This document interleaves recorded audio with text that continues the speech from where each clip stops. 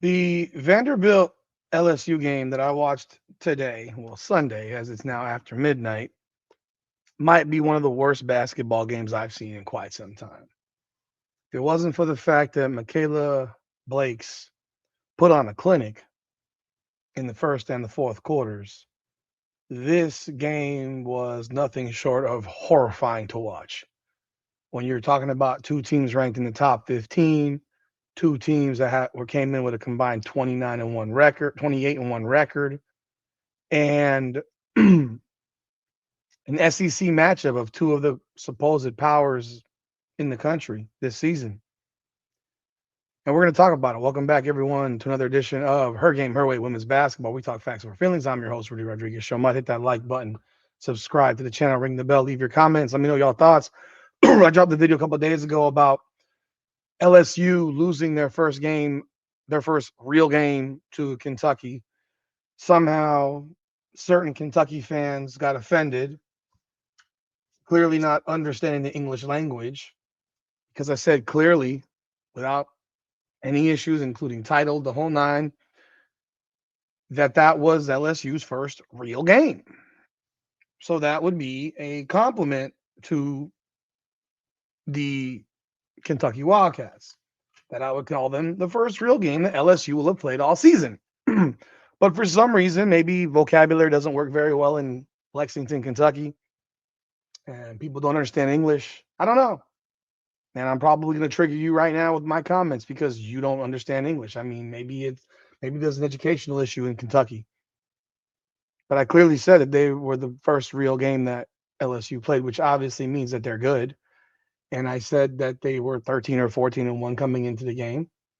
Said all this. I mean, it's pretty clear. I said these things, and they went into Baton Rouge and they knocked off undefeated at the time LSU 80-78 on a buzzer beater three.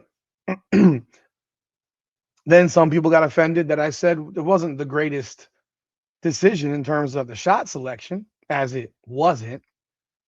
But nonetheless, because it was a 1 point game, typically you drive to the basket rather than dribble around and then back up and shoot a 3 point shot. I mean, it's not the logical decision to make, but the ball went in, so you shut the hell up and you say great shot, right? As I said going into that game, as I've said when the season began, I had a big problem with LSU's schedule. Their non-conference schedule is nothing short of horrific.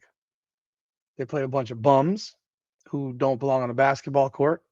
They play teams that don't have anyone that can score. They put up 100 points 11 times in 14 games. The only game that you would say was an actual semi-competitive opponent was Duke, but Duke's really not that good this year.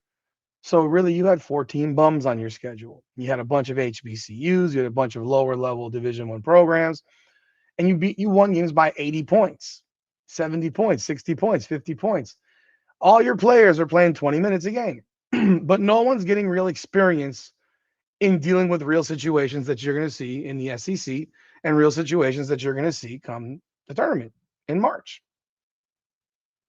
But this was Kim Mulkey's brilliant plan to schedule these turds. And I had a feeling that once they started playing real teams, they would find out real fast that they're not as good as they thought they were, because they are a team that lacks size incredibly. They have one legit big, Kate Koval, and they were playing a team in Kentucky that had some bigs, and Kentucky dominated the glass 45-29, I think it was, and won the game. Again, that was a compliment to Kentucky. But at the same time, it was a shot at LSU because LSU scheduled dog shit, and they wonder why the first time they got challenged, they lost. They don't know how to win. They don't know adversity. They don't know anything about themselves because they haven't been put to the test or challenged by anything. You look at other teams' schedules in the top 10, while they may not play gauntlet schedules, they sure as heck have had more competitive games than LSU has had. I mean, South Carolina's played competitive games. Texas has. UConn has. They've all played real competition. UCLA has. And here you got LSU playing the Ducks. Duck, duck, duck, duck, duck, duck. And when they finally hit Goose, Goose got him. And here you come, and I did my video, and I had people losing their minds. At least LSU people were, because they didn't like what I had to say. Well, I'm going to double down on it now because I told you so. And I said in my video that they're going to start the SEC season off either 1-4 or 2-3. Well, right now they are 0-2 because their next game after losing to Kentucky today was in Vanderbilt. I watched the game. It was Drek, and they scored 61 points. 61. Surely not the 100 that they were scoring against the Duck Duck Goose opponents, but 61 points. They lost 65-61 to Vanderbilt at Vandy. Vanderbilt came in at 14-0, now 15-0. Vanderbilt, really? I mean, if I had to base it off this game, has one player and the rest of them are whatever. Again, serious issues with talent, which also tells you why the fact that LSU played such bad teams, you know, lets you know that LSU is not prepared for competition. I mean, the second best player for Vanderbilt is a freshman. Like seriously, their second leading scorer is a freshman, true freshman, I'm sorry. Well, she's the third leading scorer, but clearly their second best player. Mikayla Blakes is clearly the head of the snake, and Aubrey Galvin is the next person out there who takes the shots. She took 16 threes today. She took 10 threes. She took 16 shots, 10 threes, went 4 of 16. All of her buckets were from three. I'm just trying to explain to you what I watched, because if you didn't watch it, you have no idea. But going into the fourth quarter, LSU is leading 43-42 after leading by as many as 8, 7 in the third. Yeah, as many as 7. They led 39-32 with 4 minutes to go in the third, and allowed a run to finish the quarter. Fourth quarter, though,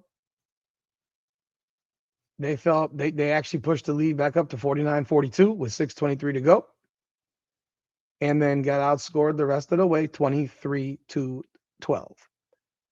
largely because of Mikayla Blakes. Mikayla Blakes gave LSU a lesson in basketball today. She didn't shoot the ball incredibly well, but first quarter, she came out firing. Middle two, she wasn't that great. Fourth quarter, she did this. She said, come on, putting you on my back. She put the team on her back. I think she had 14 in the fourth. I'm not confirm. 3, 5, 7, 10, 12, 14, 15. She had 15 of her 32. 15 of her 32 points in the fourth quarter. She was killing them. She got to the basket when she wanted. She hit the shots that she wanted. She had a driving layup where she just went around the defender, made the layup, got fouled. Easy. She hit a 3 late in the game, which gave him a 60. What is it? 60. Where was it? She gave him a 64, 62, 658 lead. Then she hit another bucket that gave him a 64, 58 lead. And she hit a 3 that actually gave him a 57, 56 lead before LSU's Zakiya Johnson made a layup to make it 58, 57, followed by Galvan hitting a 3 to make it 60 to 58. And they never trailed after that. LSU's gotten exposed. Period. They're exposed. Now, the crazy part is, and I'm sure somebody will complain about it, there was a situation with the 3-point game where the inbound pass, Blake stepped out of bounds. The referees missed it. And I'm sure someone will say, well, that's why they lost the game. No, it's not. That's not why they lost the game. because there's no guarantee they hit a shot to tie the game. It didn't help them, but of course, that's what happened. So I fully disclose things. What you have right now with LSU is a bunch of guards, and today Kat Caldwell played well. She had 9 points, 21 minutes. She had 10 rebounds. They actually completely dominated the glass with Vanderbilt, 48-28. Vanderbilt shot 35% from the field and won. They missed 11 free throws and won.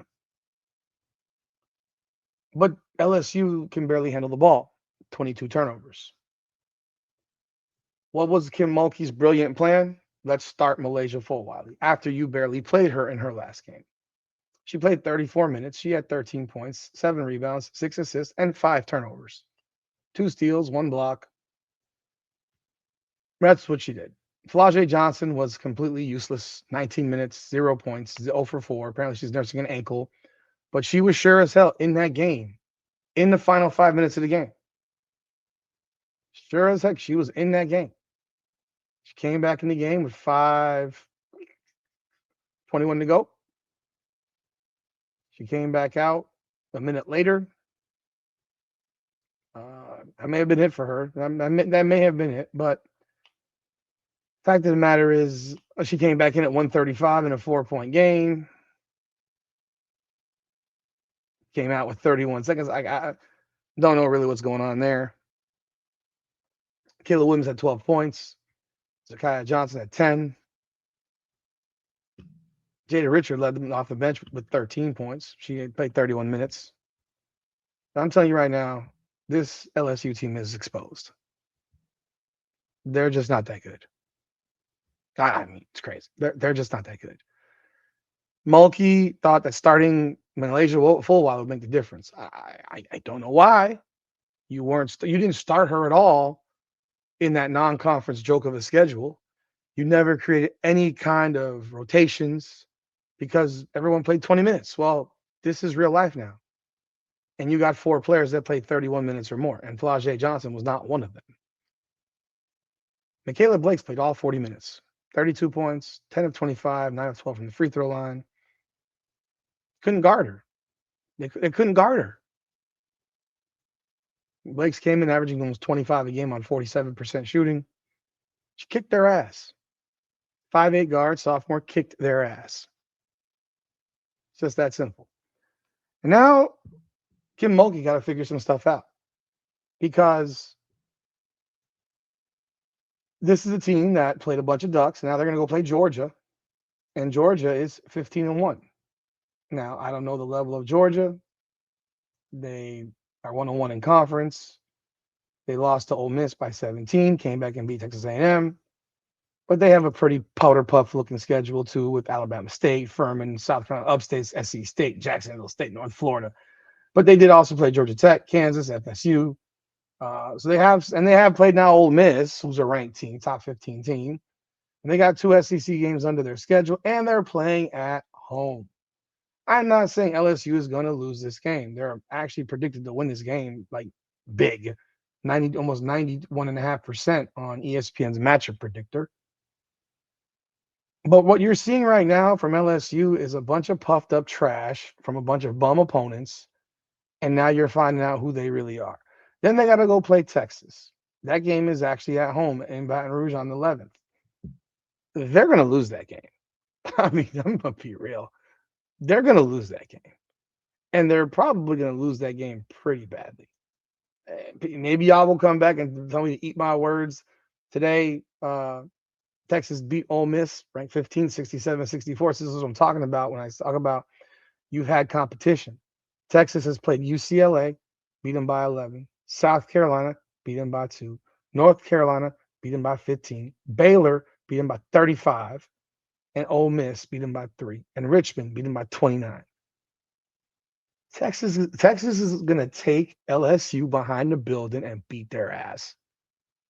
It's going to be a non-competitive game because this team is not freaking prepared and not built to win because Mulkey did a shit job recruiting and not getting any legitimate bigs to support her guard heavy rotation. She does not have Anissa Morrow to be a 5'11 power forward and grab 15 rebounds a game. She doesn't have that player. She has a bunch of guards and a stiff big who is not the most athletically gifted player. And then after that, they're going to go play at Oklahoma, who is also 14-1. And they're going to play them on the road. And again, Oklahoma, let me look at their schedule. They played UCLA, lost by 14. They beat Florida State, NC State, Oklahoma State. And I mean, they've got definitely played more competition than LSU had in the non-conference play. Tell you right now, LSU will be lucky to be 2-3 to start the first 5 games of their SEC schedule. LSU's a pretender. LSU's been exposed. And y'all people from Baton Rouge who got mad at me and wanted to talk shit on my video, well, I told you so. I told you so. Like, y'all can live by the Kim Mulkey disease of she's the queen of the earth and she knows everything and she's infallible while she's creepily holding hands with Lane Kiffin before their last game at home. But this team is not built to win. Y'all don't believe me? Don't believe me. They're not built to win. Y'all let me know y'all thoughts in the comments. Hit that like button. Subscribe to the channel. Ring that bell. And it's because they did not recruit properly and because they played a powder puff schedule in non-conference play. Because at least if you played some real opponents, it's a lot better to walk out 11-3 from non-conference schedule than it is to walk out 14-0 when you play nobody. Because at least you know going to SEC play where your deficiencies are. They don't know what they're not good at. They have no idea. They don't know how to handle adverse situations. They showed it again today. They showed it again. They had a 7-point lead in the fourth quarter with 6 minutes to go and lost. Very, very simple. To a team with one real player.